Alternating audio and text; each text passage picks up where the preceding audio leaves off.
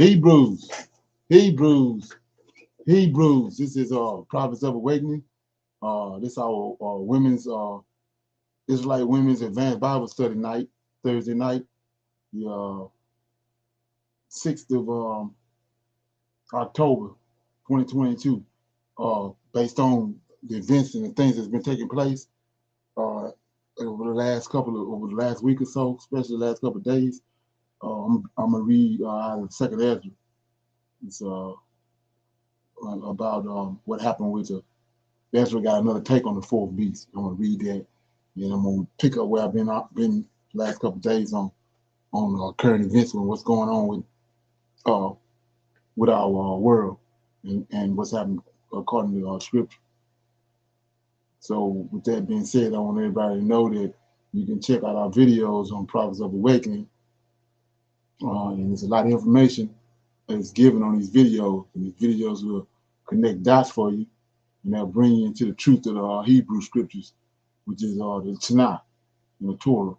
If you understand the information that is being presented to you, I'm asking you to like, share, and subscribe to Prophets of Awakening channel and hit the notification button. And for those that don't know, this is a non-Messianic channel, which is we deal with the Tanakh, which is the Old Testament, so-called Book of Remembrance, and the Torah, first 5 books of the Old Testament that was given to Moses about our Redeemer, Lord of Hosts, and to bring him up to par with events that had taken place upon the earth up until his birth. So I want to say shalom and welcome to Prophets of Awakening, and welcome to our Israelite Advanced Bible Study, Women's Israelite Advanced Bible Study. Okay, so we're going to do our normal, which is our moment of silence, a prayer, songs. And tonight we're going to do a little women's health, which is, and then I'm going to add in on that with a little conversation I want to have about a video I came across. Then we'll pick it up with our current events, and we'll go into these events that's taking place that's bringing about our deliverance from among our captives. Okay, so I'm gonna say this. This moment of silence that we have is for the Lord of Hosts and for our Creator and all that they're doing to bring about our deliverance from among our captives and bring us back to our homeland. Oh Lord, we come this day praising Thee, worshiping Thee for Thy might and Thy power and Thy great understanding. Oh Lord, the end times that You have foretold unto us, our forefathers, are upon us.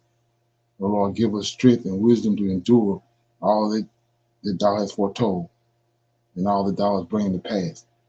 Okay? Give us, oh Lord, the knowledge to rightly divide Thy word, that Thy word is delivered in righteousness and in truth. There's great confusion among Your inheritors, oh Lord, now that You are awakening them and delivering them. For I know, oh Lord, that Your hand is sure and that Your hand is firm. Oh Lord, we need You so very much in these latter days. We will tarry and depend upon You, oh Lord, because there's none else besides You, oh Lord. You are our deliverer and our redeemer. Peace be unto You, oh Lord. Okay. So with that being said, I was going to go into our women's health moment, and then we go into a little dialogue. Okay.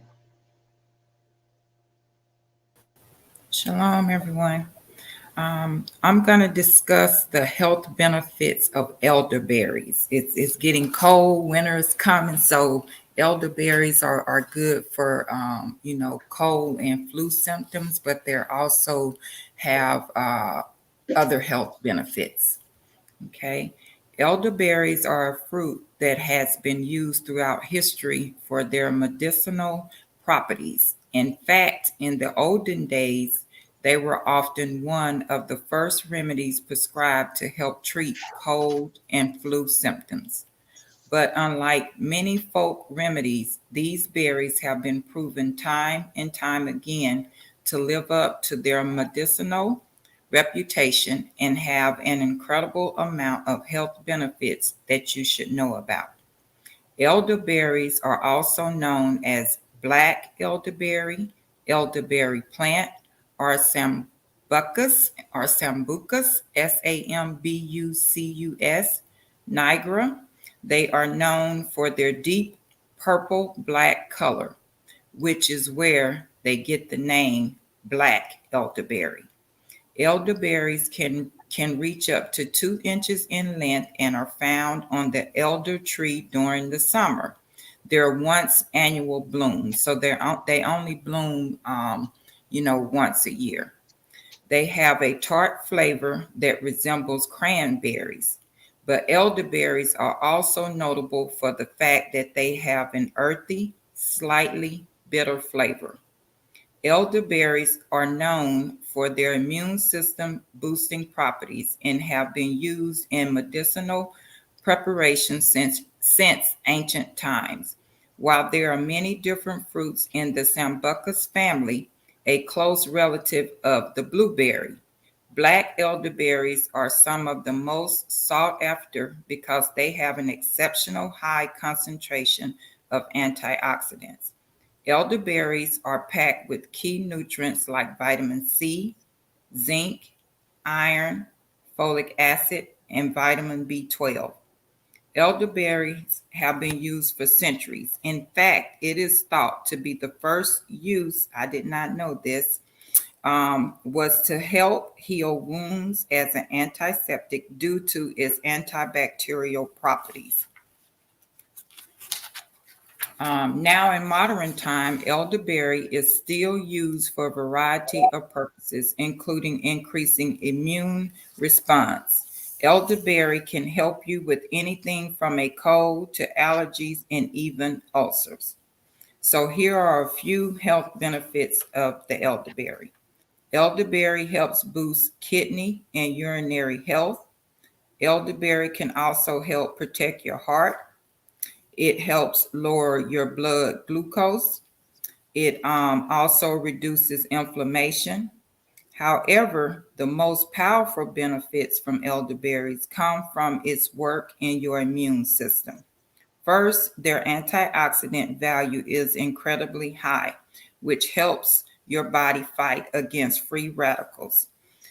Second, elderberries offer both antifungal and antibacterial properties. Elderberry is safe for most people, including children and pregnant women, and has no known clinical side effects. That's right, elderberries have no known clinical side effects, and all the nutrients that they give you are the ones that your body craves already. There are different ways that you can take elderberry, including fresh, as juice, as a jam, or as an extract, as a syrup, or in tea. So there's no reason not to add elderberries to your diet. And I'm going to read Genesis 1, verses 11 and 12. Verse 11 says, "And God said, Let the earth bring forth grass, the herb yielding seed, and the fruit tree yielding fruit after its kind, whose seed is in itself upon the earth. And it was so. And the earth brought forth grass and herb yielding seed after his kind, and the tree yielding fruit, whose seed was in itself after his kind. And God saw that it was good." That was Genesis verses 11 and 12.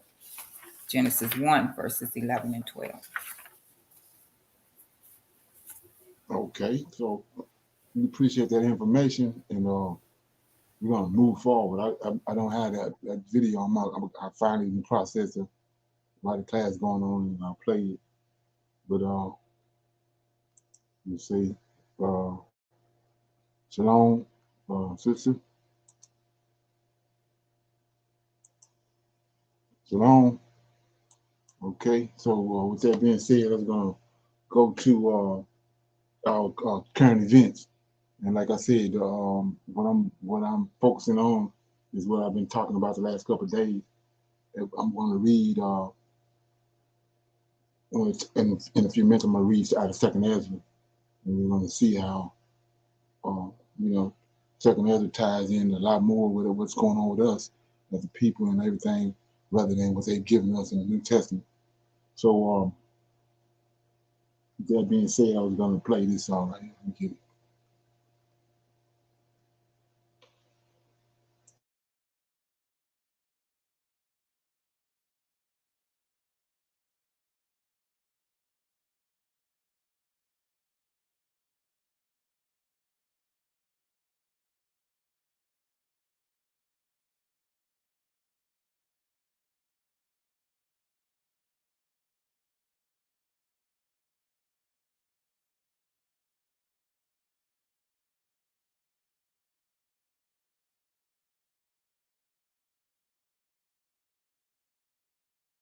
Germany's envoy to India, Ambassador Philip Akman.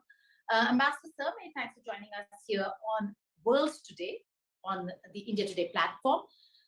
The Nord Stream 1 and 2 gas pipelines damaged is a serious threat not just to energy security, but to the environment for all the countries around the Baltic. Uh, your first reaction on what Germany's stand is, because now speculations aside,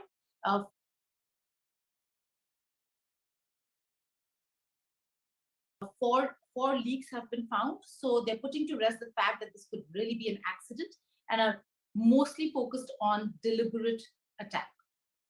That's true. First of all, Gita, thank you for having me. And let me say that we are all very concerned about the situation in the Baltic Sea. 4 leaks, as you rightly said. And I think you are completely right when you say an accident is excluded by now.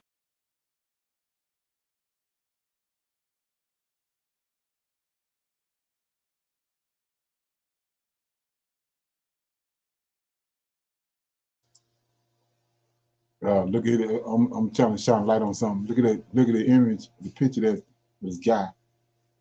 Look at his body and look at his head. That's been doctored.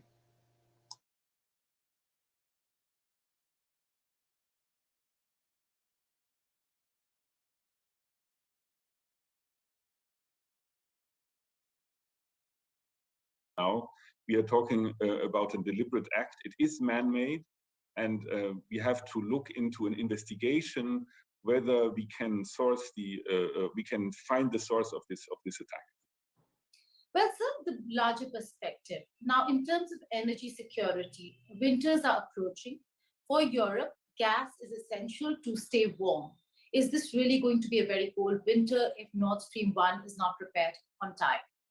So, Gita, let me say the only good or positive thing about this very concerning situation is that it has no impact whatsoever on the energy delivery or provision in Germany and Europe. Why? Because the Russian side has stopped any delivery through Nord Stream 1, and Nord Stream 2 was never operational. So basically, although both pipelines were full of gas, none of this gas arrived in Germany or elsewhere. So I think what we can say is that we have the German industries, the German government has made it possible to change our.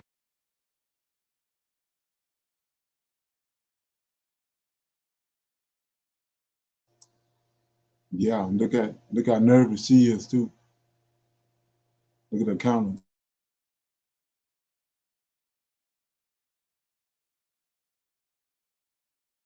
Our energy mix when it comes to gas over the last couple of months, and we have developed from a dependency of, let's say, 45-ish% of gas from Russia to almost zero now, a couple of percent maybe.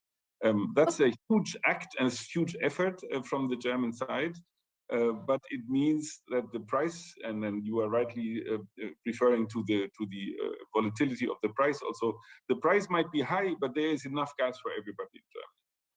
Well, it does come at a time when Germany has secured its gas demands for the approaching winters. But the fact that it was zero up until now was only because you had not hit winters. come winters, it's not just Germany. Through Germany, we're looking at the whole of Europe. Many European nations, sir, could be impacted. And like you said, volatility in prices is something that is not just being felt across Europe, but also particularly in Germany, protests and people raising their voices. Do you think that could really get worse with if things do not stabilize in the region when it comes to Russia and Ukraine? Look, I think every European government has to look into the fact how to assist people with these, volatile gas prices that go up and down. And as you might know, the German government has decided a huge package. Parliament, and they are also looking at cooperation and coordination. So the bigger question, should there be any fine? Before you renew Amazon Prime, watch this.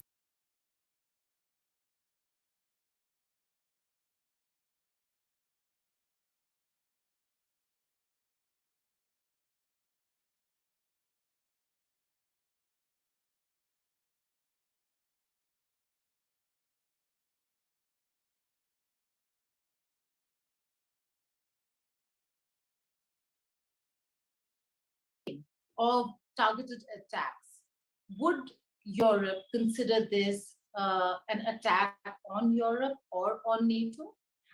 We certainly would consider that an attack on NATO, but you have to see that the property of the pipeline is not with NATO countries. So it is basically a Russian pipeline. And therefore, it is not considered a serious threat to European security, although I must say that one could argue it is. But if there is a result that points at a state sponsorship of this, this would have serious consequences also. And before I let you go, one cannot really not notice the environmental damages that this could really cause. Methane gas now in the atmosphere around the Baltic is certainly going to be a cause of worry. How are the countries, how is Germany looking at it? And how are your allies and partners in Europe looking at the environmental damage? So I think that one can say that the environment is maybe directly not so much impacted, but what is impacted is exactly what you say, Gita, the ozone layer. And methane gas is very, very harmful to the ozone layer and is very bad for climate. So I'm very worried about the higher effects, if I may say, of these leaks, and I hope that we will be able to close the leaks soon, so that gas will not come out of it anymore. Well, as a senior diplomat, you've spoken on behalf of your country, but as the German ambassador to India, my final question to you, Ambassador Akman, the fact that the international community is also monitoring the situation in the Baltics.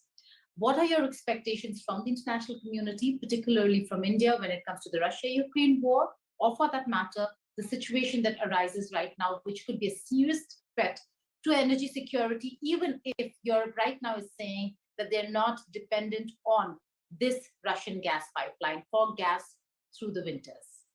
So Gita, I think I would like to wait for the investigation before coming to conclusions. I think we have to look into what happened and then draw our conclusions. But what I can say now is today is a very important day in a way, because the Russian president will annex the 4 regions in Ukraine, which is a outrageous and absolutely unheard of, and again, a blatant violation of international law.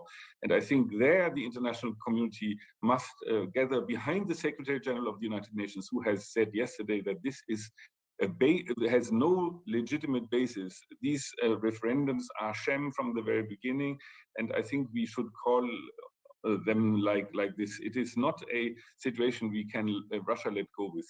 Therefore, I think what we expect from the international community is to say these referendums will not be recognized by anyone.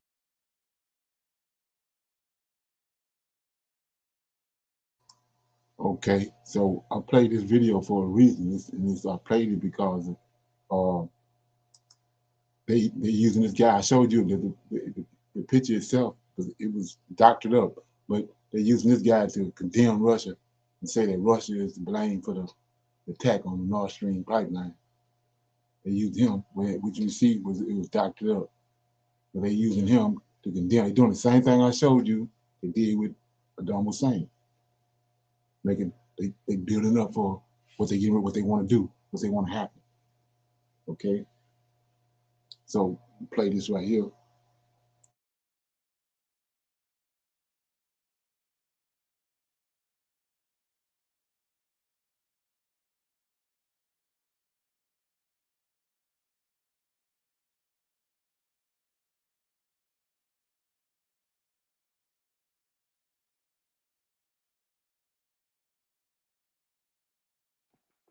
Game on here. A trade war between the United States and China is here. A move by China to weaken their currency, and then a response from the United States. President Trump escalating his trade war just moments ago, taking new aggressive action against China. China. Overnight, 200 billion worth of Chinese goods hit with an extra 25% of import taxes. Could China have begun its move to not only surpass, but quite literally own America? This is a tweet by a US lawmaker warning about what China is doing in secret and trying to block those efforts. But this has only made China speed up their buying. In 2020 alone, China increased its land ownership in the US by more than 80%, buying up around 352,000 acres. As you will find out in the video, this is just coconuts. Some land owned by China is situated right next to a military site, like one here near Grand Forks Air Force Base in North Dakota. Here it's believed that the land could be used to monitor US Air Force's air traffic and intercept communications.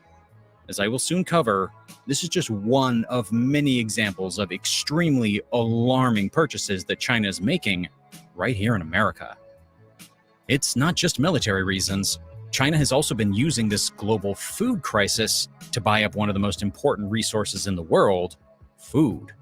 Controlling American food and the food supply is a big reason behind China's land purchases in the USA. They will control us when they control our food supply.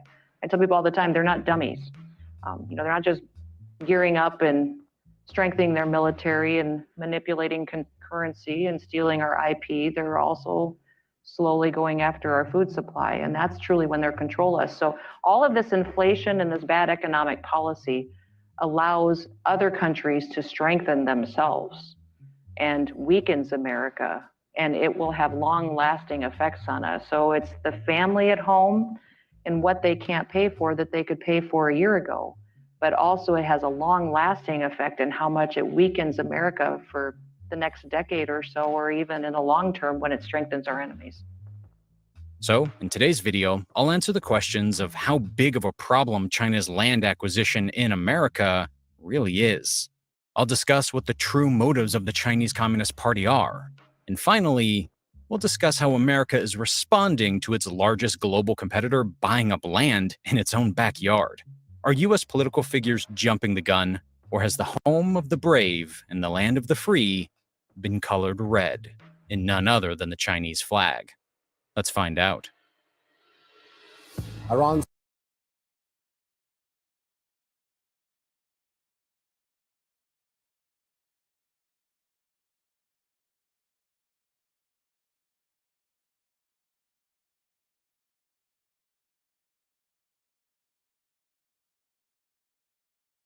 Sri Lankans are facing acute food insecurity. And 20 million people in the region are at risk of severe hunger. Poor nations facing famine for many years. Malnutrition, mass hunger and famine. Things are looking bleak for China's massive agricultural sector. China could be struggling to ensure it has enough food for every citizen.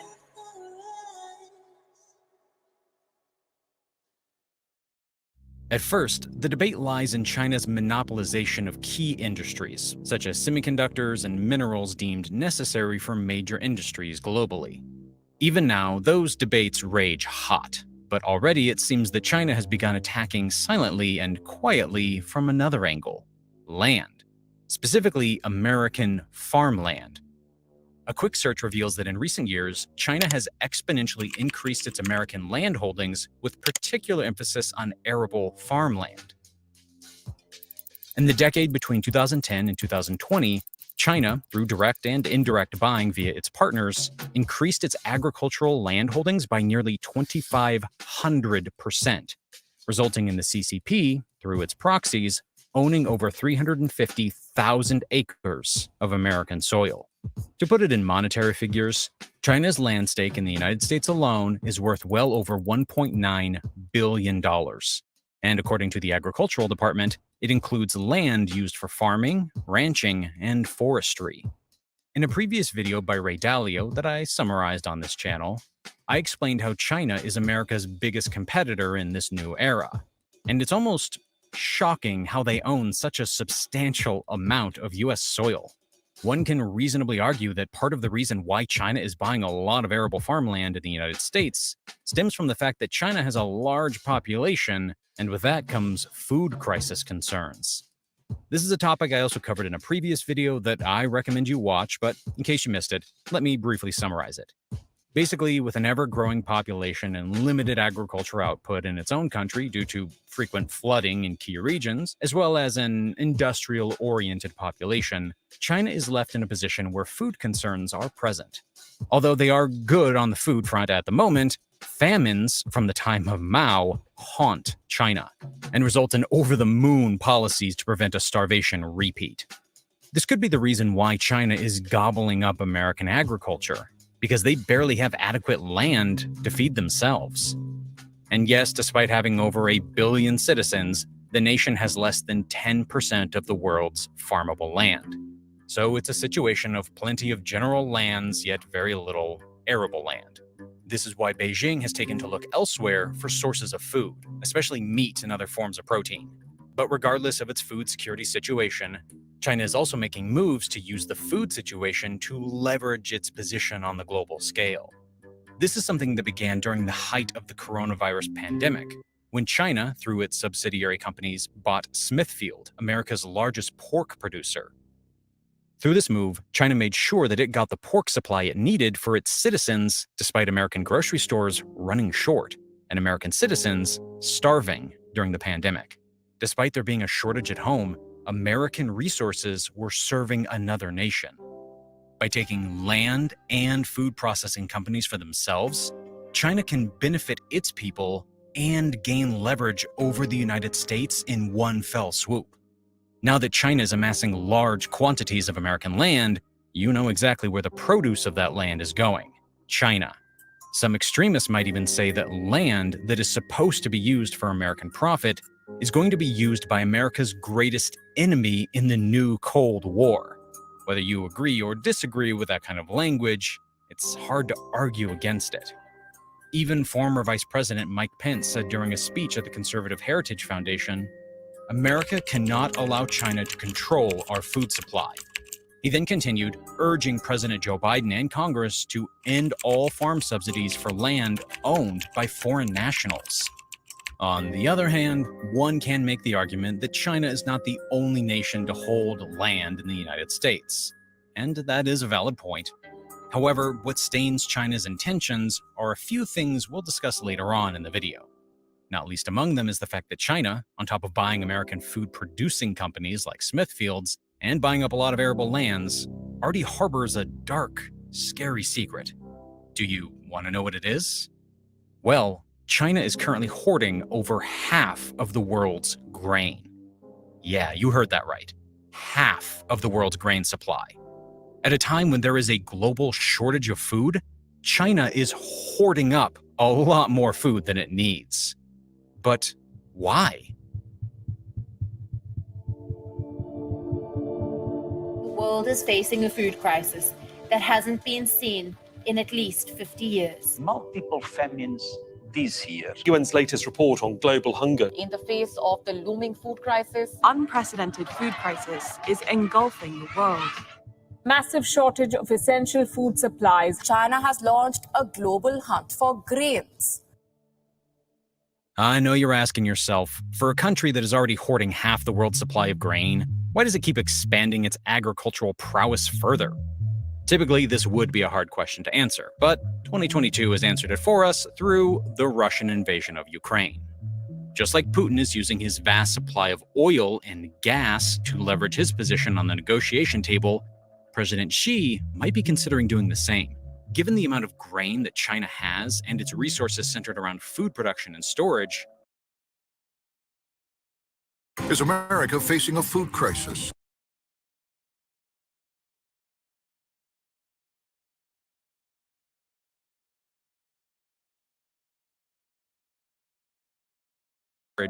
it's not hard to imagine that China could use the restriction of international food supplies to choke concessions from nations regarding certain crucial matters.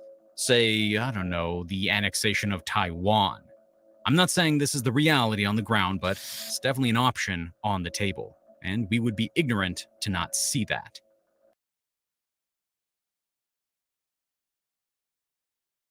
Might not strictly be in farmland, but in strategically located portions of land that could allow them military advantages in the United States. In this modern era, that is like the US having allowed Russia a missile silo base in Missouri back during the Cold War. It's borderline ridiculous and unheard of, honestly. Some lawmakers see the risk in this base, with Senators Mark Rubio, Kevin Cramer, and John Hoeven having sent a letter to Treasury Secretary Janet Yellen and Defense Secretary Lloyd Austin requesting that the purchase be vetted by the Committee on Foreign Investments in the United States, an interagency government committee charged with overseeing acquisitions of strategic assets in the US by foreign nationals. The debate over the project has split the host community, with emotional city council hearings, local politicians at odds with one another, and neighborhood groups gearing up to block the project. The proposed $700 million plant would create more than 200 direct jobs and other opportunities for logistics, trucking, and other support services. The city mayor is pushing for the project, but he acknowledges that there are national security concerns that are beyond his ability to process as a small-town mayor. It's an only in America kind of fight that pits the property and economic rights of community against national security warnings from high-ranking officials in the nation's capital. What makes China's move in the US even more suspicious is the fact that this is not even the first time a Chinese firm with ties to the CCP has attempted this kind of move. Last year, a Chinese billionaire named Sun Quanxin purchased 130,000 acres of land in Val Verde County, Texas, very close to Laughlin Air Force Base. His reasons for the purchase of the land was that he wanted to build a wind farm. However, he was stopped when Texas lawmakers passed a law prohibiting foreign nationals from getting access to critical infrastructure.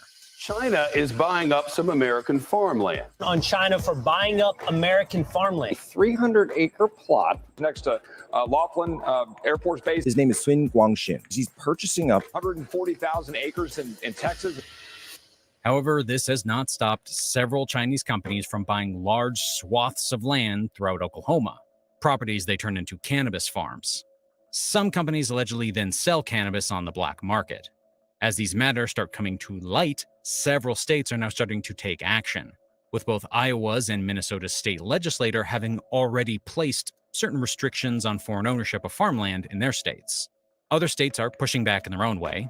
It's a mystery that the United States has been so slow in pushing back against these kinds of actions. The CCP's intentions are pretty clear. This is further backed by the fact that we know that the Chinese government has attempted to spy on the US numerous times. At one point, the Chinese...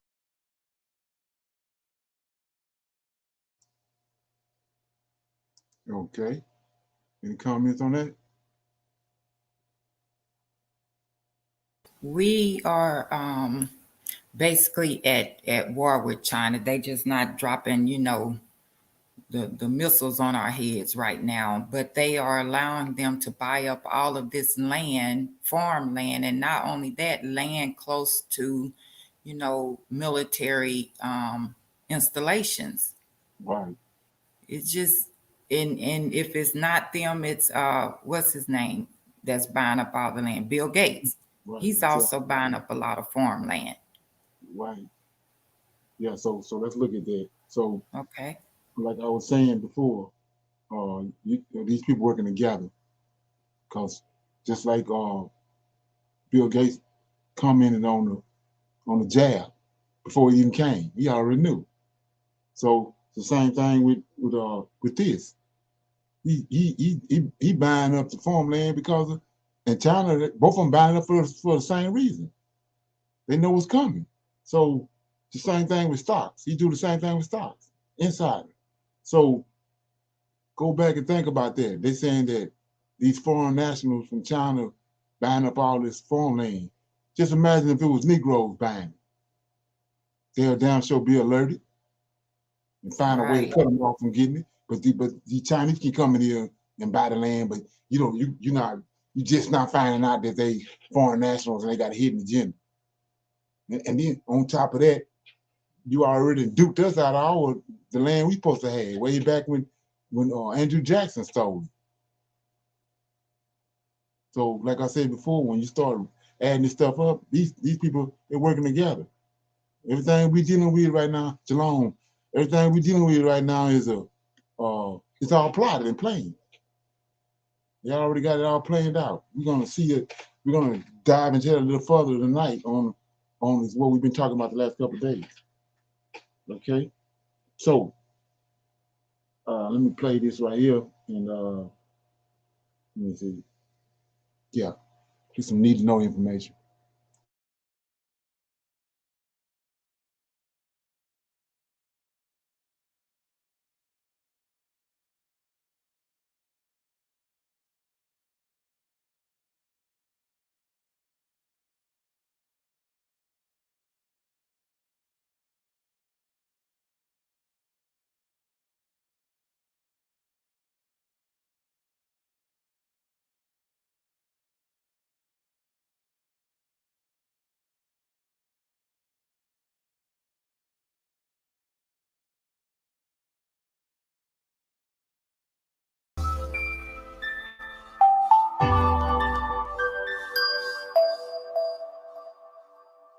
This video was brought to you by our Patreon backers.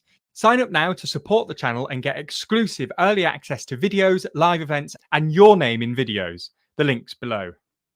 Prepare yourself and get yourself somewhere safe, because in this video, we're going to have a look at the rather chilling hypothetical of the UK being involved in a nuclear war. Now, before we start, we should probably say that the likelihood of such an event is incredibly low, so you can get out from under your desk. Nonetheless, it is interesting to run through exactly what would happen, specifically from a political perspective. In the 60s and 70s, it was a very real possibility that the UK exchanged nukes with the Soviet Union, and as such, the UK government and civil service spent a lot of time and money coming up with contingency plans about exactly what would happen if the Cold War suddenly turned very, very hot. We'll start by going through some of these contingency plans and then go through what we do know about similar processes today. Obviously, we don't know as much about the plans today, as the vast majority of them will be heavily classified. In the 1950s, the British Prime Minister, Anthony Eden, realised that the UK should probably have some plans for nuclear war, and so signed off on something called the Central Government War Headquarters. It was completed in 1962, and the then Prime Minister, Harold Macmillan, made clear that it was to be used as the seat of government in the period of survival and reconstruction, and that it could be an alternative centre to London for authorised. Okay, so notice they said that it's more than likely that this ain't gonna happen. This way back in 1962, more than likely this ain't gonna happen. But you got it, you built it. You built this city right here. That's because they already knew it's a plan they got in place. Like I said, it's all scripted. So they already built this. And guess what? It's the same place over here. They got the same kind of place built over here. Okay.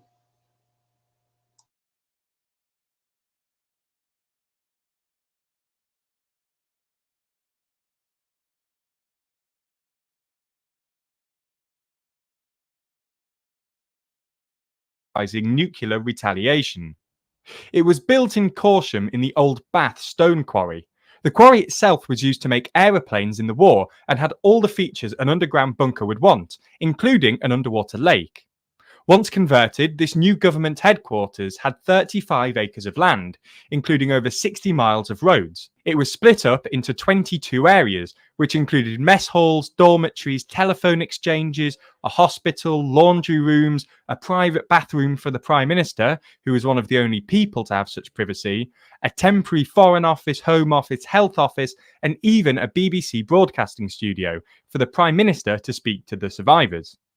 The underwater lake would provide water, and a ring road around the site would allow for efficient travel. Small buggies that look similar to the ones in Austin Powers were fitted for speedier travel. So that's the bunker, but who would go in there and when would they find out?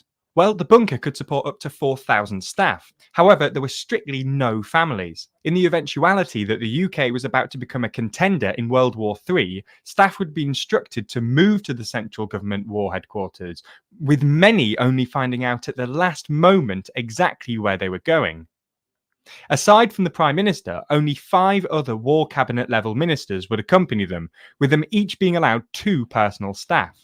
Some of the Cabinet would remain in London, with Prime Ministers in the 1960s opting to assign nuclear deputies. One would be in the bunker and one would be in London. If the Prime Minister was inaccessible for any reason, for example, they were travelling to the bunker, and a quick decision needed to be made about whether to retaliate to the attack, one of these deputies would be given the truly haunting task. Other members of the government would be situated around the country to ensure that at least one of them was alive if all major cities were struck. It should be noted that the government would likely have even more power than in the Second World War. Hennessy suggests, in an interview on BBC Radio 4, that Parliament at the last minute would grant the government complete control over life and limb. However, forcing people to move to the bunker, despite their almighty power, may have been more difficult than it seems. Because at the end of the day, those who knew they'd have to relocate were those who likely knew about the devastating impact of nuclear war, and as such were arguably the most likely to want to be with their families as the world as we know it gets utterly annihilated. As such, it was believed that many civil servants would refuse the order. Alongside civil servants, government ministers would have to be relocated too. Their move, though, would have been last minute. If it was revealed that their last-minute attempts at diplomacy had failed and the UK was soon to become a smouldering pile of ash, the Prime Minister, the Foreign Secretary and 23 other officials would have been flown via helicopter from Downing Street to the bunker. It's unlikely that the Queen and the royal family will have joined them. While there is some speculation as to whether some of the rooms in the bunker were designed for the royals, Peter Hennessy claims that the procedure dictated that the Queen would have been flown to the royal yacht during periods of international tension. Unlike the US, the UK does not have a clear line of succession for the Prime Minister. Instead, it would be down to the Queen to invite someone to form a government in her name. She doesn't really get that much choice, and it's usually whoever is the leader of the largest party. But in the event that the Prime Minister was killed during World War III, she would have an incredibly difficult task of trying to choose a politician who was alive and could lead the nation through a near impossible rebuilding task. As for the public, it would be down to the Home Office and the RAF to use the 4-minute warning system to notify the public of an incoming strike. As the name suggests. So like I said, they got all this lined up, but he made the statement when he first started that it's more than likely it ain't gonna happen. That's how these people talk. We see that all through the New Testament, but we see this how they talk. But they got all this in place. And so I'm showing you this right here for a reason. Because I'm going to show you this right here.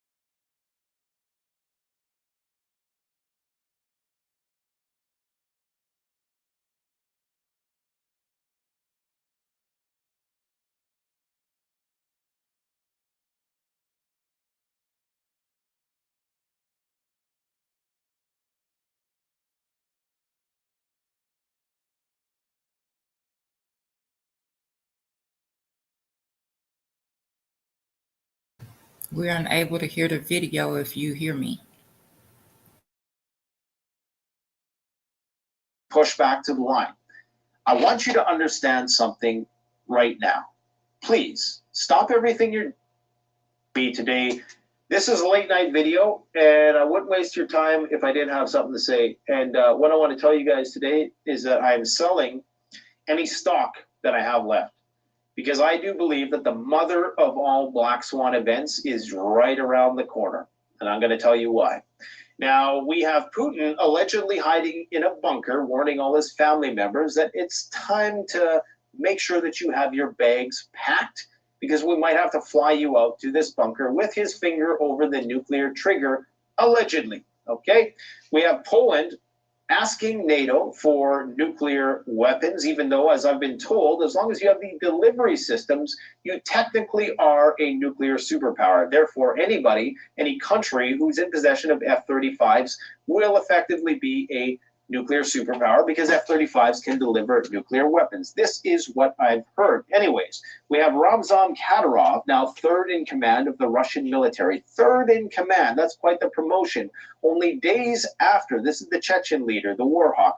People call him Putin's pit bull, whatever you want to call him, the guy who's sending his 3 16-year-old sons, or 16, 14, whatever, to fight on the front lines of Ukraine.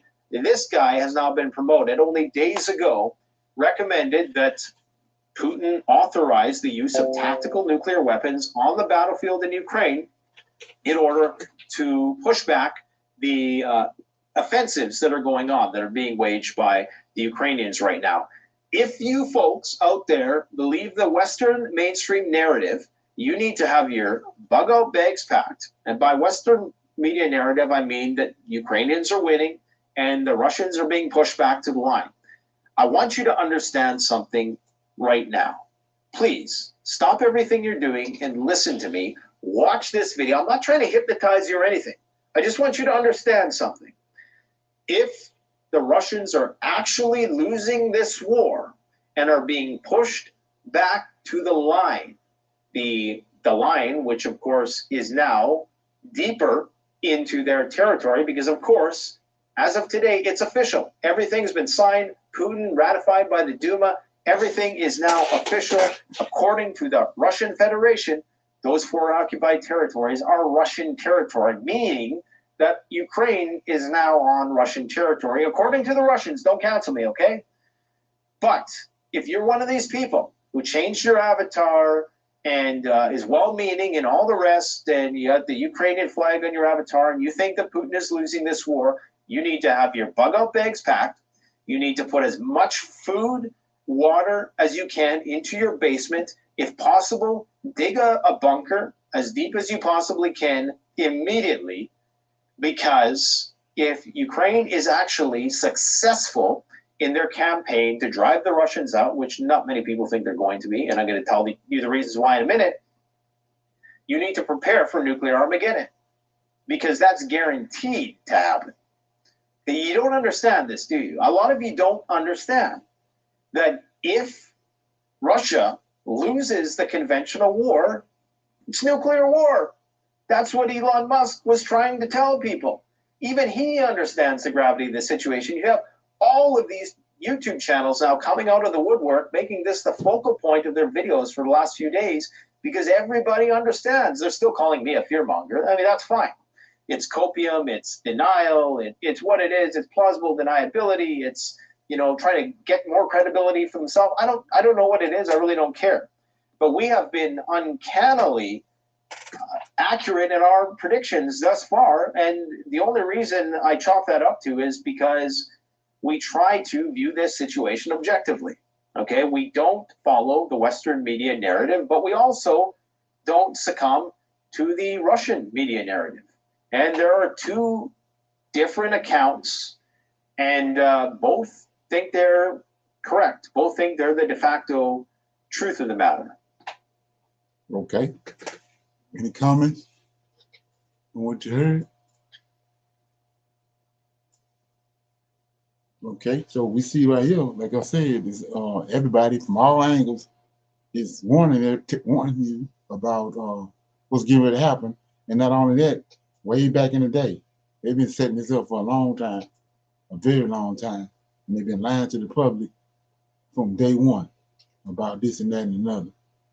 So their plans are starting to come straightforward. So I was talking the last couple of days about this Russian submarine that's supposed to be missing. Okay, it's got the most powerful bomb on it, but it's missing. They can't, they're trying to find it. It's out in the Atlantic Ocean somewhere, right? They already got this prophecy that it's going to be a asteroid supposed to explode in the Atlantic Ocean and cause a 200-foot, 300-foot tidal wave that's going to wipe out the East Coast. That's been there forever. So, but now all of a sudden, it's a sub out there with a nuke, and that nuke is subterranean, which is it's called Poseidon, and it operates under the water. You got to explode it under the water, and what it does is it causes a 500, 600-foot tidal wave with electromagnetic and radioactive material inside the water. So I'm gonna play it. Let you look at it for yourself, and we're gonna move forward. Okay.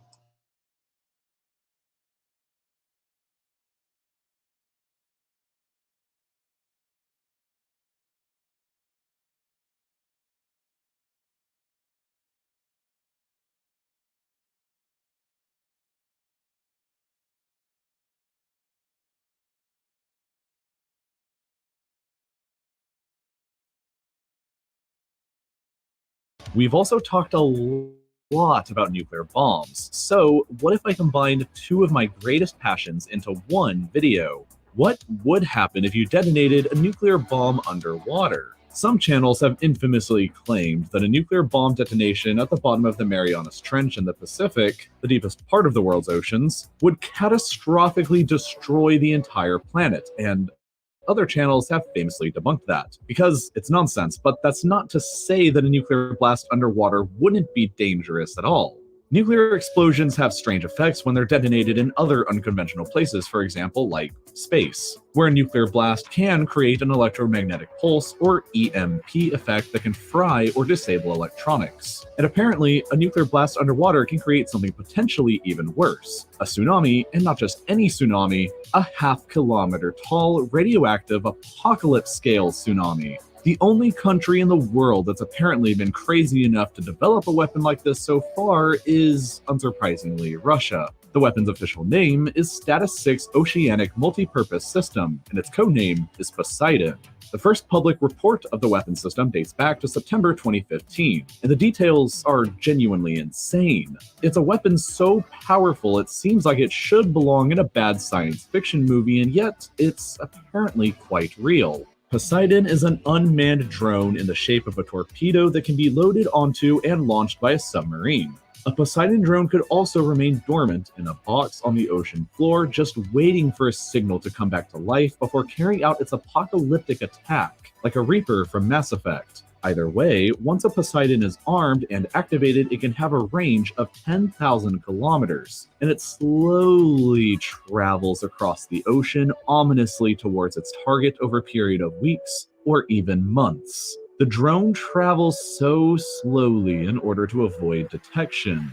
But when it's nearby an enemy coastline, it rushes ahead at over 100 miles per hour to get close enough to detonate its nuclear bomb before it's detected. The bomb that the Poseidon drone carries is allegedly the most powerful nuclear device ever created, capable of unleashing a completely insane 200 megatons of explosive power, and all of it underwater. For reference as to why that's insane, the biggest bomb ever tested by humanity so far was the Tsar Bomba by the Soviet Union.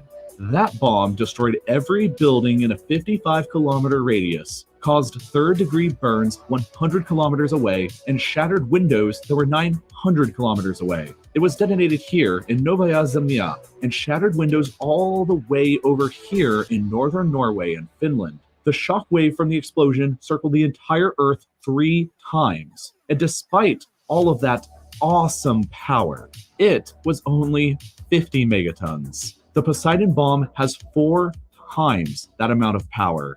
Unleashing that amount of raw power underwater is allegedly enough to generate a 500-meter-high tsunami wave in the direction of an enemy's coastline. That wave would be so high that it's almost impossible to fully appreciate. So here is what the Empire State Building would look like right next to it. The 2004 Indian Ocean tsunami that devastated Indonesia only reached a maximum height of only 30 meters, and is over 16 times shorter than the Poseidon tsunami. What's even worse, though, is the Poseidon nuclear bomb is apparently a cobalt bomb, specifically designed to unleash more radioactive fallout than a normal nuclear bomb. This not only makes the wave freakishly huge, but also intensely radioactively contaminated. So now imagine you're just chilling, hanging out on the coast, and you notice a 500-meter-high radioactive death tsunami bearing down on you. What would you do in that situation? The weapon is apparently specifically designed to circumvent the capable US and European missile defense systems. If nuclear missiles are heading towards your country, you can at least try and shoot some of them down before they make an impact, and you have a chance. But what chance do you have at stopping a 500-meter-high mega tsunami? Once the bomb has gone off underwater, it's already pretty much too late. The tsunami is going to happen.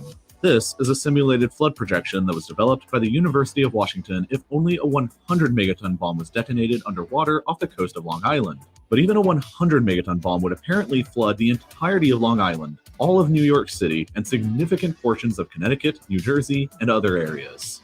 As mentioned previously, the Poseidon bomb has double that amount of power. A 500-meter-high tsunami would be taller than every single building in New York except for the One World Trade Center, and it would still be very close. Everything in the city would be destroyed, and the highly radioactive water would linger around and poison the ground and the drinking supply. It would be absolutely catastrophic, and the Russian Navy has allegedly already ordered 30 Poseidon-armed drones to enter into service, with half of them going to the Northern Fleet in the Arctic Ocean and the other half going to the Pacific Fleet based in Vladivostok. The Poseidon drones are a weapon only of last resort, with enough power to give their operators the equivalent power of an angry god from 1,000 years ago. They are to be used only as a last-ditch effort when all other hope for Russia during a war seems lost. They will probably and hopefully never be used, because once initiated, there's never any going back. I challenge anybody watching this video to come up with a good defense or solution against a Poseidon drone attack down in the comments, because I genuinely can't think of a good one. Every attack is eventually met with a defense that's capable of beating it, and every defense is eventually overcome by a new attack idea. It's always a constant arms race, and it's happening right now around you on your computer or phone, whether you realize it or not. The best defense that you can use online to keep your account secure is using a different password for every website account. But the problem with that is that you'll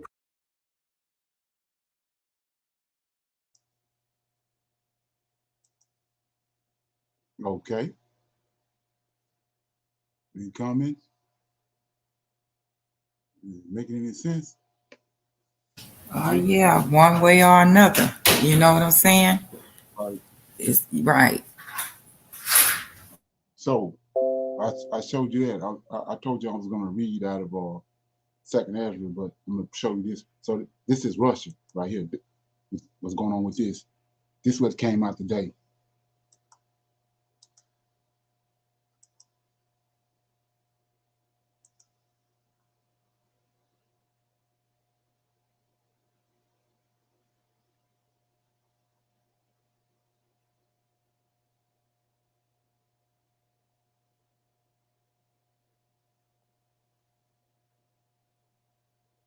You get it?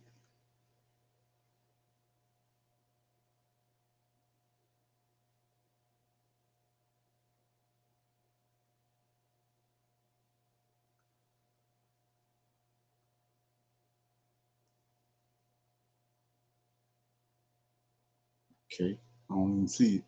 Let me play this.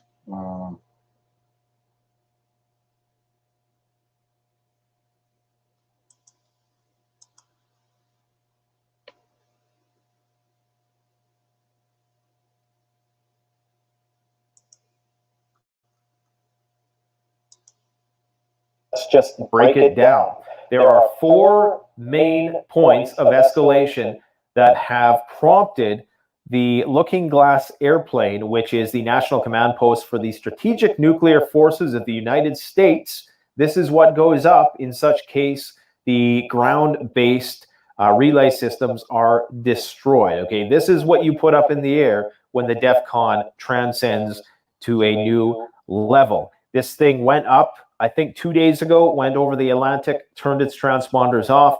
Now, there are four main reasons why this has occurred. Obviously, the reason why it's occurred is because all the nuclear saber-rattling going on in the world, the offensive in Kherson, the annexation of 4 territories, and the threats of Russian retaliation for Ukrainian attacks on what it now deems its territory. The main reasons are as follows. There was a redeployment of strategic nuclear bombers Tu-160 and Tu-95 to the border of Finland. These bombers are, of course, capable of carrying nuclear missiles. Now, typically, this posturing is done out in the open so that the other side can see. It's an obvious flex. The purpose is to send an obvious message. They're not trying to be secretive about it. They're trying to put NATO on notice that our nuclear forces are not necessarily mobilizing, but capable of mobilizing, which kind of puts you somewhere in between DEFCON 3 and DEFCON 2. There are MiG-31s with Kinzhal missiles, which are hypersonic missiles that could have nuclear tips stationed in Kaliningrad. This, of course, is the exclave of Russia that is on the Baltic Sea that will be a launching pad for nuclear weapons should the shizzy hit the fizzy. We have video documentation of Iskander systems, 17 to be exact, that were sent to Kherson. These are short-range ballistic missiles that can, of course, have nuclear tips and cause massive devastation. The question is, are they going to be used for that purpose? Nobody knows, but a lot of this posturing is likely, once again, just to put NATO on notice that Russia is starting to ratchet up its nuclear level of readiness. We also have the K-329 Belgorod, which is out to sea. Apparently, it's been lost on radar, although I'm not so convinced about that. I don't think the military would. Maybe the military wants to let on that they don't know where it is, but maybe they're still able to track it somehow. I don't know. Anyways, the official word on the street is that this Belgorod, which is a new submarine that the Russians just made, it's a nuclear-powered submarine, about 200 meters long. It holds 6 Poseidon self-propelled nuclear missiles. Okay, so get this. This is a nuclear-powered submarine that contains 6 nuclear-powered drones that have nuclear warheads on each one of them. Each nuclear warhead can potentially be up to 100 megatons. That's twice, megatons, did I say? Megatons. Each nuclear warhead, of course, is twice the size of the Tsar Bomba, theoretically. Okay, I'm not saying that each of them are outfitted with nuclear weapons right now, even although I'm presuming there's probably something going on there. Maybe not to the 100 megatonnage that is theoretically possible on this delivery system. Now, the reason why this is so unique and why this is so different is because, number one, we were talking about this months ago. Everybody said it was theoretical. We were talking about it quite often. Even the U.S. government thought it was theoretical, but now they're not saying it's theoretical. This thing can travel 10,000 kilometers underwater, virtually undetected, unlike a intercontinental ballistic missile that can be detected by satellites, by radar, by various mechanisms. This cannot be detected. And because it's a nuclear-powered nuclear weapon that travels underwater, it can basically travel up to 10,000 kilometers, basically able to target any coastal city or coastline, because one of these things would likely decimate the eastern seaboard. Never mind decimate, it would annihilate. It would create a tsunami that would annihilate the eastern seaboard. Twice the Tsar Bomba is thousands of times what the bomb of Hiroshima. Okay. So here we go right here. So I was showing you how that the sub that they say is supposed to be, they can't locate out in them. It's a Russian submarine. Well, they came out today with China. Here we go. Nuclear power, China. October is a defining month for Xi Jinping. He will kick off a historic third term. Before the coronation happens, Beijing seems to be sending out a powerful message. Some new footage has emerged showing China's new nuclear submarine. According to a report, this has happened for the first time. The Chinese state media is pushing these pictures. Take a look.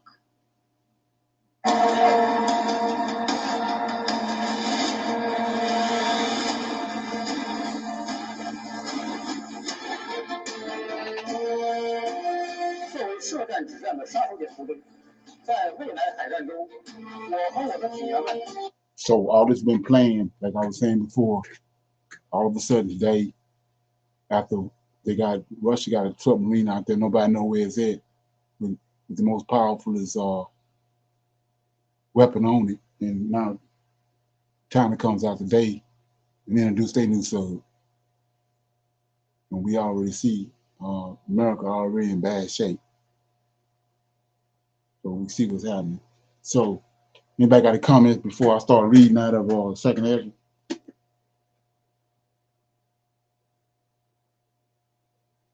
See if this stuff line up. Okay, I'm in Second Ezra. Here we go. Just dealing with Ezra. It says, and now the Most High, this Second Ezra, right?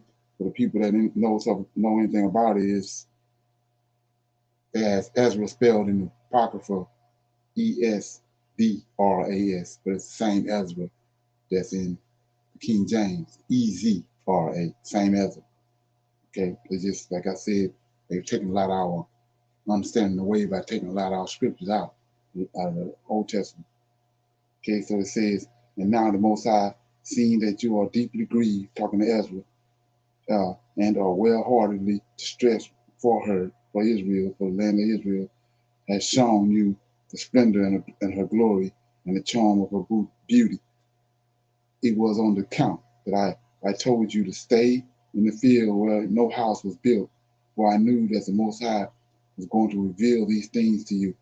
That was why I told you to go into the field where there was no foundation of a building, or no work built by man to stand in a place where the city of the Most High was to be revealed. So do not be afraid or terrified at heart, but go in, see the splendor of the greatness of the building as far as the sight of your eyes can see. And afterwards you will hear as much as the hearing of your ears can hear. For you are more blessed than many, and you have been called by the Most High, as few have been. But tomorrow night you must stay here, and the Most High will show you in dreams, those visions, that what the Most High is going to do in the last days to those who live on the earth. So I slept that night, and the following one, as he had commanded me. And it came to pass on the second night that I had a dream, and behold, there came up out of the sea an eagle, which had 12 feather-covered wings, 3 heads. And I looked, and behold, he spread his wings over the whole earth, and all the winds of heaven blew upon him, and the clouds gathered upon him. And I looked, and out of his wings grew additional wings, and there became small dwarf wings, but his heads were resting. The middle head was greater than the other heads, but it was resting like them. And I looked, and behold, the eagle flew with his wings to reign over the earth and over those who have lived on it. And I saw that everything under heaven was subject to him, and no one opposed him, nor any creature that was on the earth. And I looked, and behold, the eagle rose upon his talons, and uttered his voice to his wings, saying, Do not all watch at once. Sleep each in his own place, and watch by turn, but let the heads be reserved for the last. And I looked, and behold, the voice did not come from his head, but from the midst of his body. And I continued his additional wings, and beheld, and there were 8 of them. And I looked, and behold, on the right side, one wing arose, and it rained over the whole earth. And it came to pass after it had rained that it came to an end and disappeared, so that even the place where it had been could not be seen. Then the second arose and reigned, and it ruled a long time.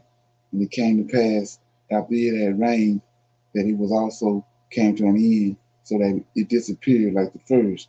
And behold, a voice was heard saying to it, Listen, you who have ruled the earth so long, I make this proclamation to you before you begin to disappear. No one after you will rule as long as you have ruled, or even half as long. Then the third wing raised itself up and ruled like the former ones, and it also disappeared. And so it fell to all the wings, one by one, to be emperor, right? And then to disappear again. And I looked, and behold, in due time, the additional wings on the right hand raised themselves up in order to be emperor. And there was some of them who succeeded, but immediately disappeared. And some of them raised themselves up, but did not remain emperor. And afterwards, I looked, and behold, 12 wings and 2 little wings disappeared, and nothing was left on the eagle's body except the 3 heads that were resting and 6 little wings. And I looked, and behold, from the 6 little wings, 2 separated and stayed under the head that was on the right side, but 4 stayed in their place. And I looked, and behold, these 4 additional wings planned to raise themselves up and be emperors. And I looked, and behold, one raised itself up and immediately disappeared.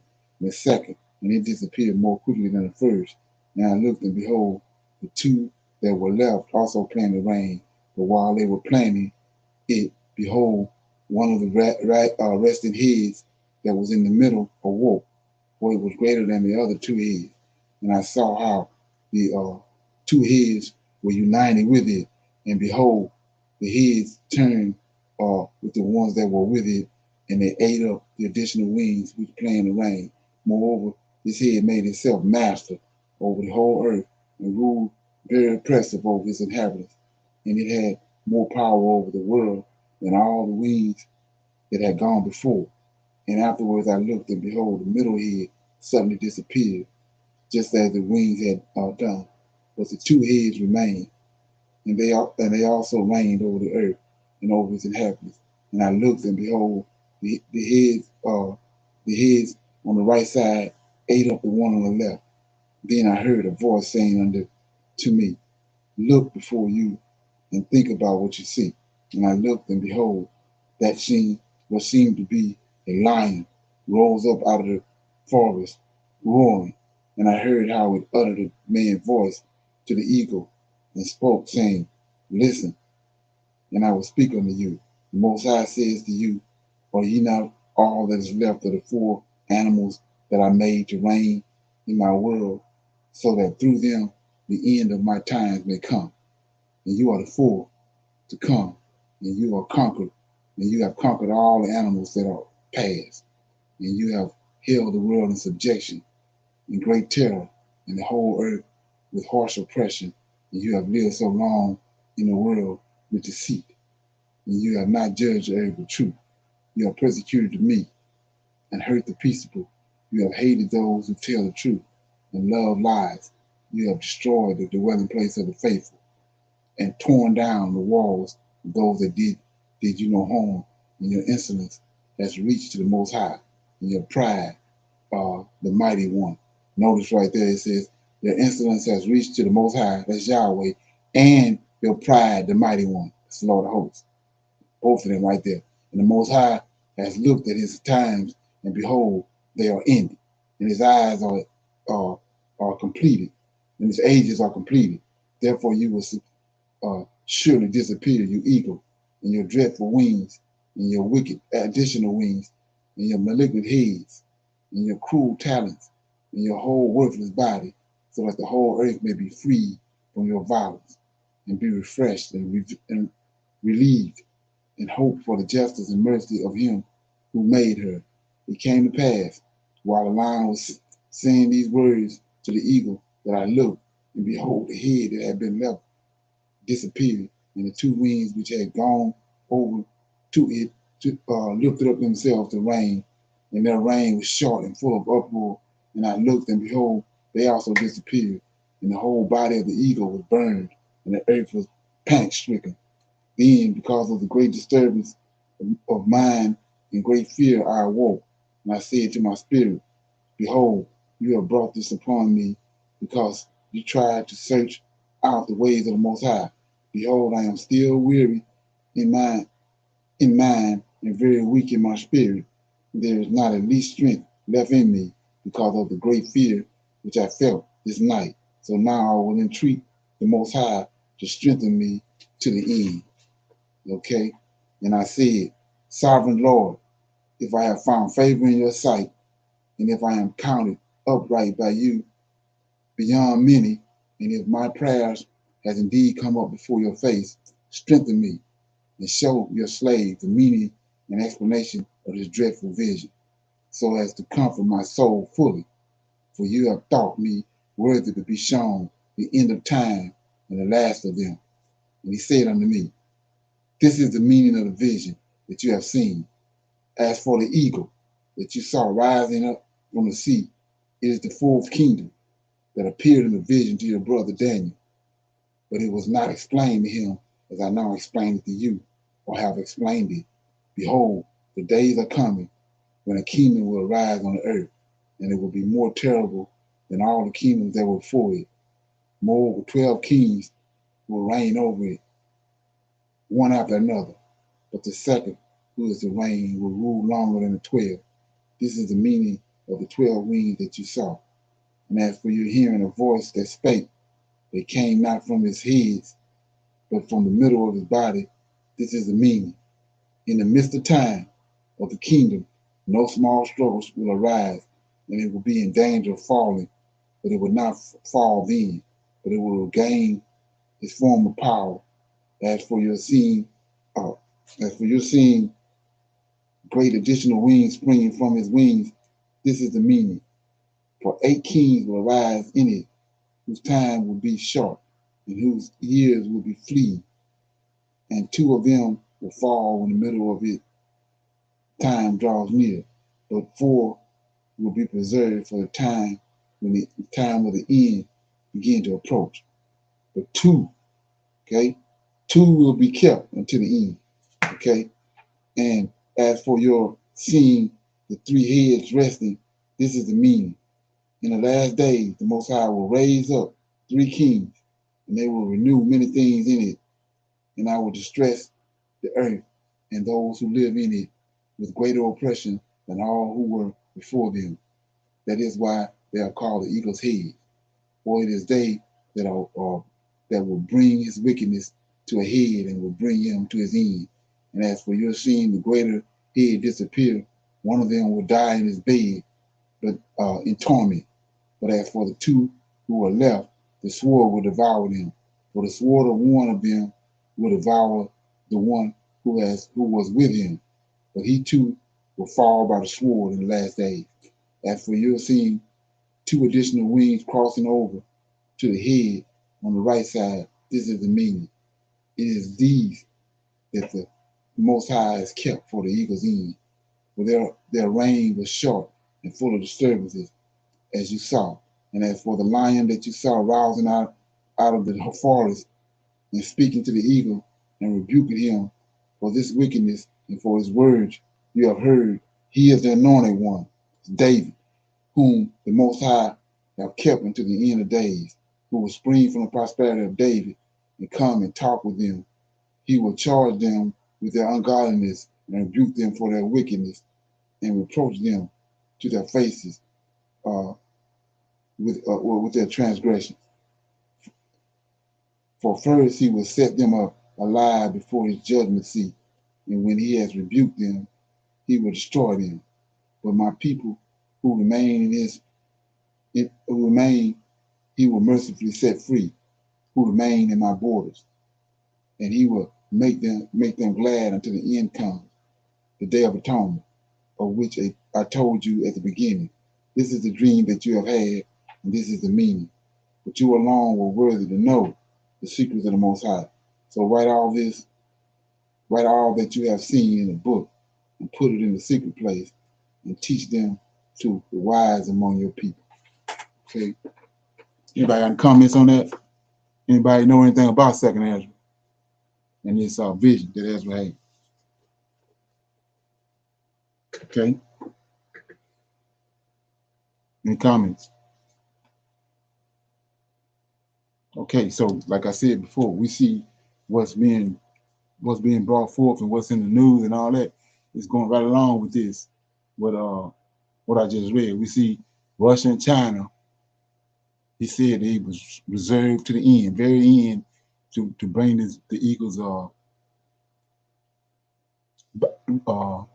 bring the eagle to his end. And then they're gonna turn in against each other. And if you know anything, been hanging around Prophet of the Awakening long enough, you know that the Lord of hosts, that's how he operates. We saw he did the same thing with the Assyrians when they came up to destroy Jerusalem, and Hezekiah prayed. And that they came up to the gates of Jerusalem and set their tents up and came to the gate and told Hezekiah, in the morning, we're going to feast tonight and drink, but in the morning, we're going to come in here and tear this place up. And that night, the Lord, the host, came in amongst them and caused them to kill each other. And when Hezekiah and the Israelites woke up the next morning, all they had to do was open the gate and go out and go in their tents and get all their spoils. Because all them, they was laid out dead all over the whole place. So he changed not. We see the same thing he's doing now. He did the same thing to the Egyptians. Okay? So it's not nothing to be alarmed about. Not if you're an Israelite anyway, and you seeking the Most High. So it's nothing to be alarmed about. I'm just showing you that it's nothing new under the sun. Most High, he haven't changed. He ain't come down in no manger and no little baby. He ain't changed. All he did was withdrawn himself from Israel for a time, and then he said he's coming back. 2,000 years he's coming back. 2 days. Let me read that. Okay. Like I said, some people may not have heard this stuff, but okay, he says in Hosea,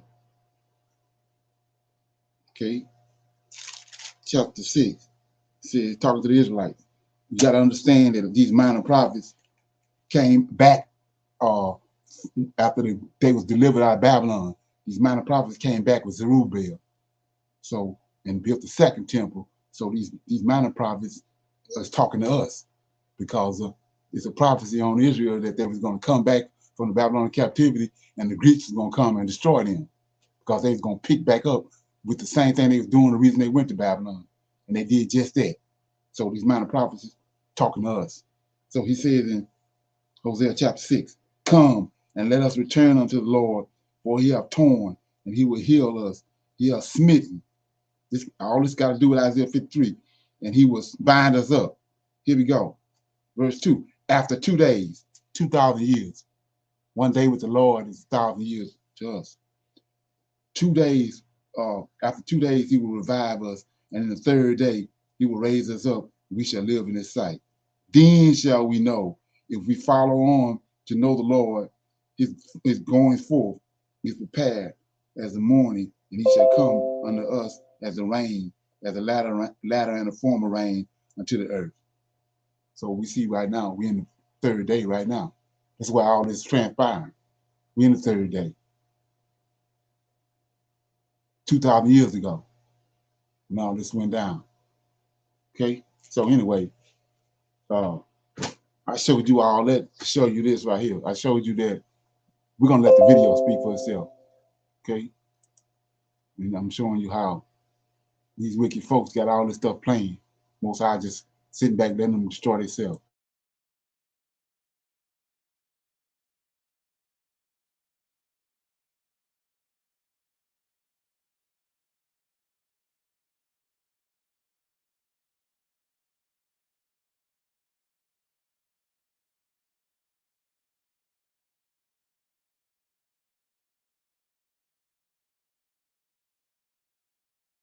Mega newsflash.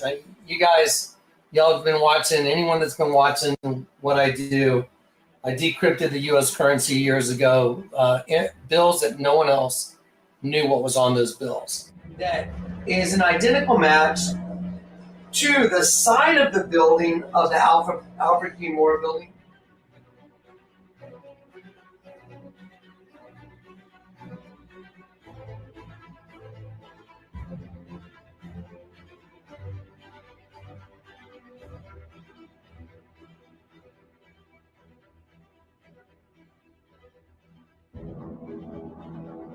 I'm going to show you the old $10 bill, or the latest $10 bill. There it is. That's a tidal wave coming over a building with a radioactive sky. The sky is radioactive. There's a nuke in the background. This is a tidal wave. This is a building right here. And when I move my hand, you will see this building's reflection in the water. There it is. This is the water right here. Okay, that's the $10 bill. The $100 bill has come out, the new $100 bill. This is urgent, viral, get it out. It's coming, I guarantee it.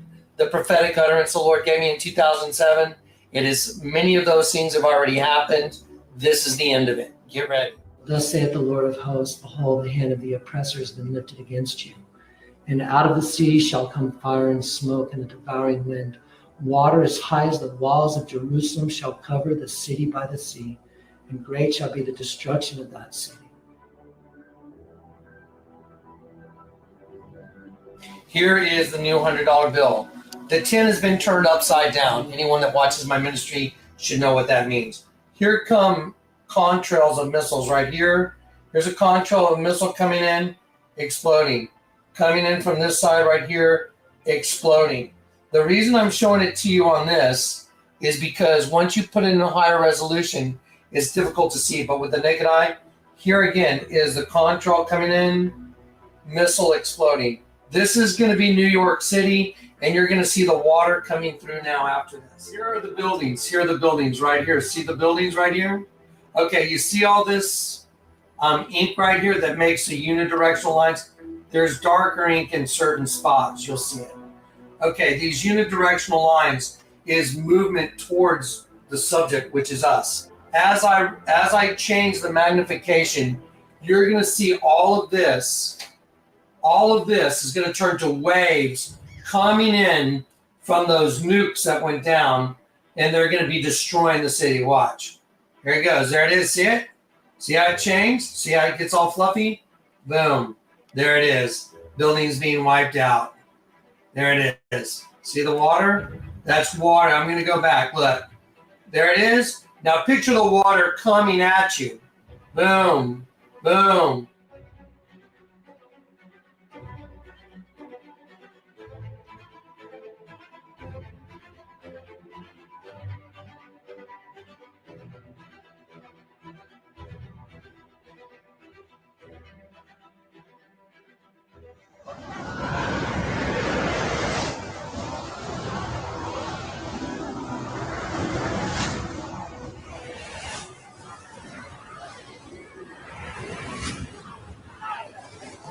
Now picture the water coming at you.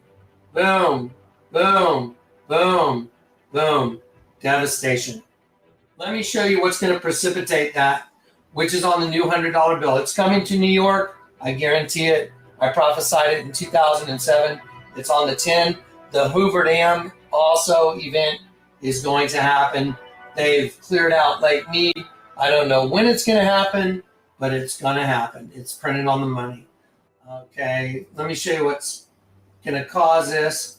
Here's the other side of the $100 bill. I'm going to enlarge it. There you go. There it is. This is all water splashing up. This is a missile right here. There are the fins of the missile. Here's the fuselage of the missile and the head of the missile impacting into the water. This ink represents the water going up and a nuke. Watch as I change the magnification. Ready? There it is. There it is.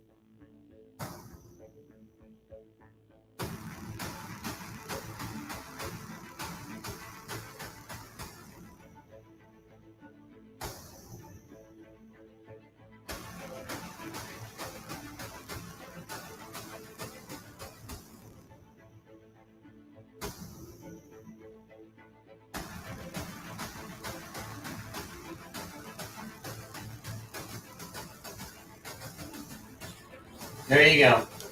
That's what's coming.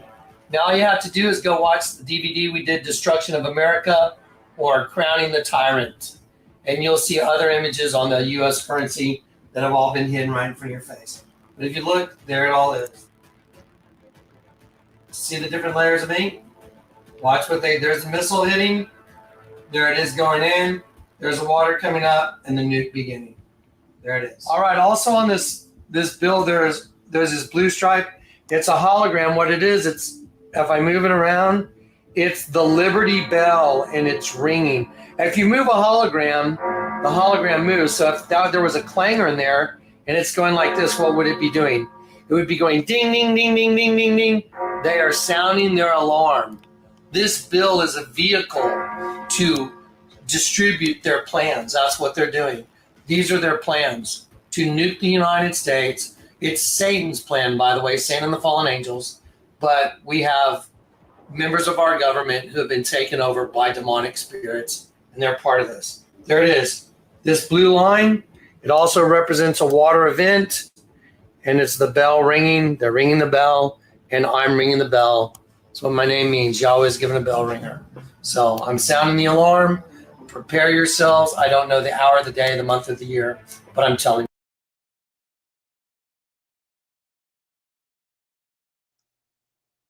Okay. Anybody got any comments?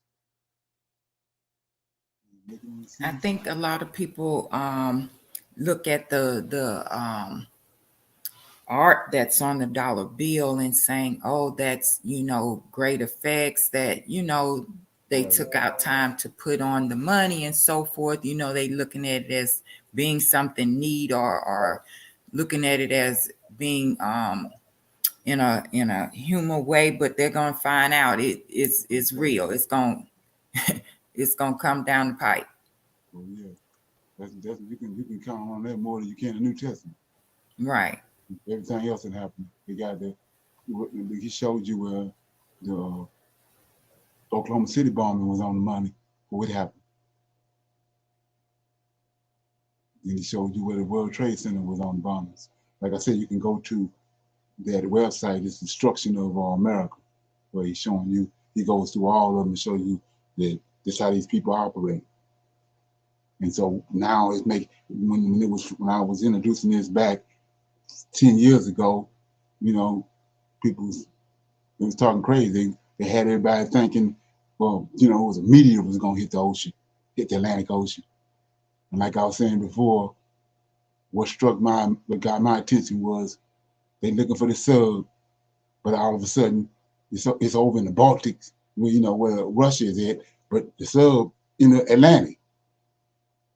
And this been a plan forever and a day about a tidal wave supposed to hit New York. A tsunami is supposed to hit New York from, there it is, right there. Okay. So anyway, with that being said, I want to play this because, like I was saying before, a lot of things don't register, until, a lot of times it be too late. And then a lot of times, people just, a lot of people just got to be shown to them, so let me get this right here. Yeah, here we go. I played a little bit of this on Clubhouse last night, but I'm going to play this part because it's a grave and important. You're suggesting that hold up. they would. My bad. Okay, let me do this right.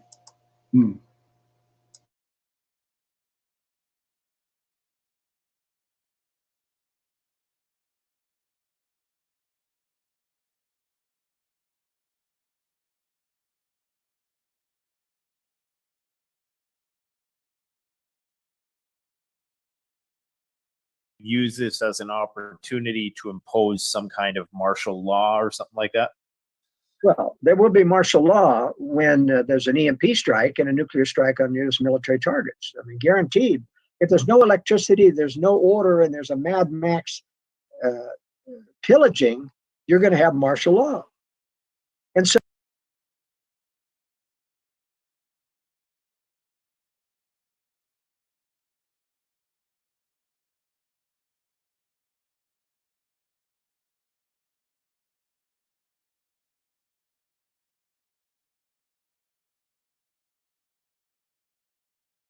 so you don't want to have to relocate for safety if you wait until that EMP strike hit. In the first place, all the freeways and the roads are going to be clogged with people trying to get out of the cities.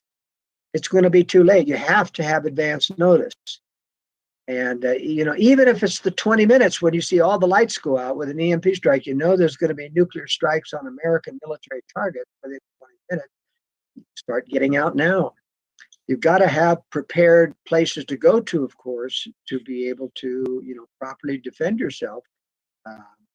And as I said in my book, Strategic Relocation, your greatest enemy is population density. If you're in the middle of Ottawa, trying to get out of that city, and or Calgary, any of those cities, is going to be like people getting out of when the hurricane hit New Orleans. I mean, it was just the freeways were clogged. There was just no way to go anywhere. And then you're in a sea of freeway locked in, and you're out of gas, and you end up being on foot, and that's just no way to prepare. So what are some considerations for people on the topic of strategic relocation? Like, what are some of the fundamental principles? You talked about population density. Is there other, primary considerations a person should factor into, because you're talking about this happening within, before 2030. So clearly, a person still has some time to get their ducks in a row and get prepared. So, like, where would the ideal place be? And we know that all locations have pros and cons. Like, some places, it's tropical, but there's hurricanes, and, there's lots of people. California, the weather's great, but there's so many people. You come up here, there's low population density, but there's not much food, and there's a short growing season. So where does a person go in this kind of situation? And of course, there's other things to consider, like I'm sure you're going to talk about with military targets and this and that. So, well, in my book, Strategic Relocation, it's North American Guide to Safe Places, and I do cover all of Canada as well. And so in the Canadian section, I do list all the potential nuclear targets. Now, there are some significant military bases. I don't think they have to be taken out, except for the fact that the U.S. might want to use them if their bases are taken out. And so because there are, some Air Force bases with long runways and things, those might be cratered. There might be some military attack. There are no Canadian ICBM targets to hit, but, you have in Montana and North Dakota, just across the border, huge amounts, hundreds of ICBM targets that will be hit with 2 to 3 nuclear weapons each, just to assure a kill. So there's going to be a massive amount of fallout if the wind is coming from the southwest, like prior to a cold front, then you're going to get fallout in Canada. And so here are some of the criteria that you need to understand, I think, in terms of relocation. Number one, you got to prepare to get out of the cities.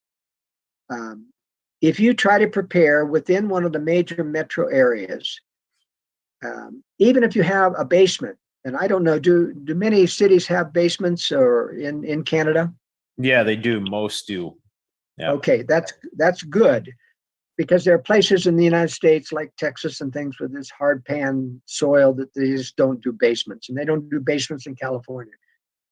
They do in a lot of the good survival areas like Idaho, Utah, Montana, and Wyoming, and the Midwest. But basements are very, very important, because you have to have, I think, because of this, it's going to be a nuclear war.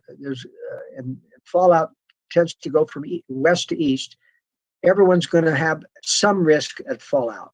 And unless you're right on the coast of British Columbia, where there's no nuclear targets except clear out in Japan, you may not need a nuclear fallout shelter. But in my book, The Secure Home, I talk about how to secure yourself in a shelter. It's not just fallout. You need a place to hide yourself, your food storage, your weapons, your ammunition. Now in Canada, you don't have much opportunity to have weapons and ammunition. You do have some, in hunting and things, and you want to take advantage of that while you can, to stockpile as much as you can about that. Because in a Mad Max scenario, your first strategy is to get out of the way. If there's a mob of people coming down the street, or even if you're in a rural area coming down the road, they're just starving people. You don't want to shoot people because they're starving. You want to just get out of the way. And that takes basement space with concealed entrances so that you can't find you. They can come in, you leave the doors open so they don't break open everything. They steal little things you leave left in the cupboards, and then they move on. That's one of the best strategies. But ultimately, people will have to deal with point threats. That is, dedicated bad people that come up in a pickup truck, and they're going to pillage and rape and kill people. Those people you want to be prepared to defend yourself against if you have to. That's one of the major disadvantages of Canada, though, is the restrictions against weapons. And it's very, very sad because now they're even talking about, confiscating what weapons that you have. And I feel certain that you're going to have a total gun confiscation. So this reality right here, and the thing about it is, I'm breaking it down for you, but a long time ago, the Most High showed me all this. I saw all this. So I went to work, and what you see running across the bottom of the screen, I've been doing that for almost 2 years, 3 years. I'll give you an example of that. Okay, here we go. And like I said, you can roll off like water on duck back. You do what you want to do with it. But this is why I've been doing it. And this is why I'm still doing it. Okay.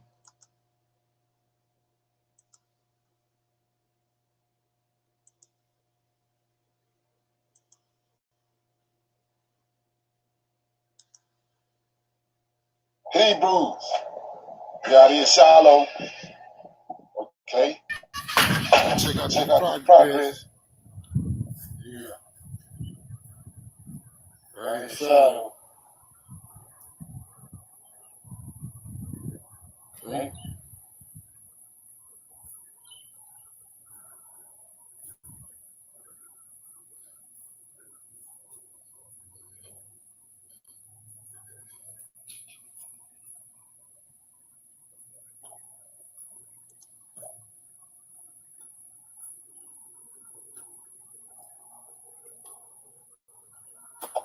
Shalom. Yeah, okay. So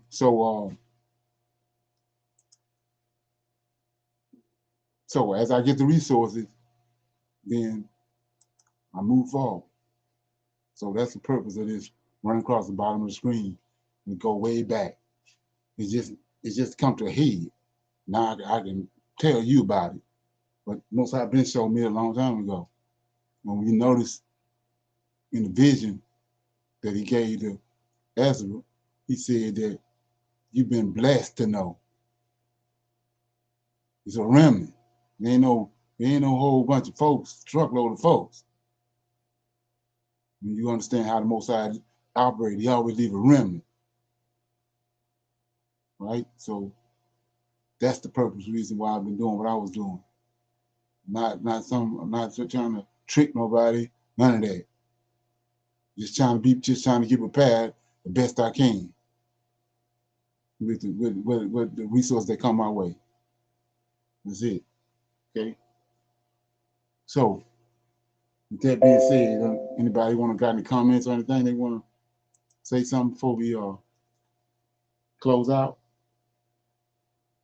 I just want to mention a great movie to watch. It's an old movie, but it's a good movie to watch because, like I say, they always, present stuff to us before it happens, but we just don't pay any attention to it. Right. And it's called Deep Impact.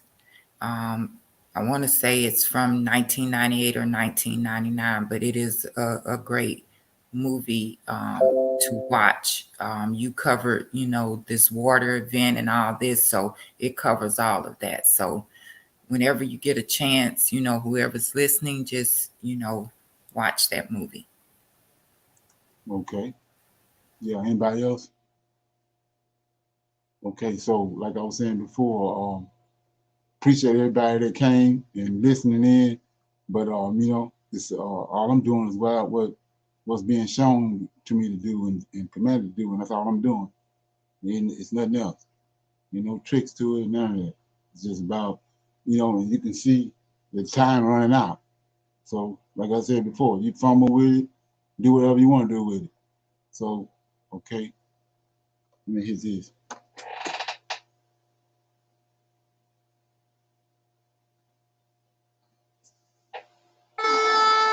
So I'm gonna say shalom to everybody. And I'll see everybody tomorrow on Clubhouse at 8 o'clock. Shalom, shalom, and another shalom. Hello.